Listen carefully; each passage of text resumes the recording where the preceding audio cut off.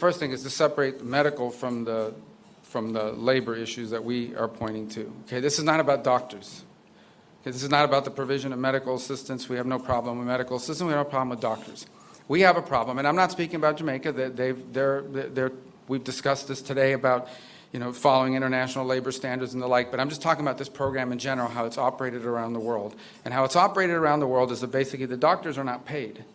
In many other parts of the world, the doctors are not paid. You pay the Cuban government. The Cuban government decides how much of anything to give them. They take away their passports.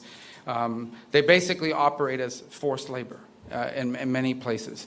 Now, there are places that have better labor standards. Perhaps Jamaica is one of those, and that's fine. But I'm describing generally what the program has been. It has operated in that way in many parts of the world and placed these people in tremendous danger.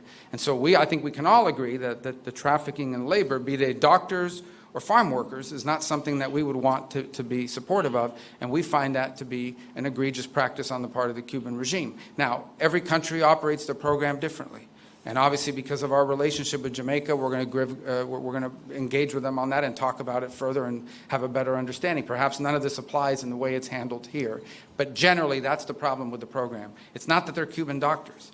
It's that the regime does not pay these doctors, takes away their passports, and basically it is, in many ways, forced labor. And that we cannot be in support of. Again, not speaking about here in particular, but in general about the program.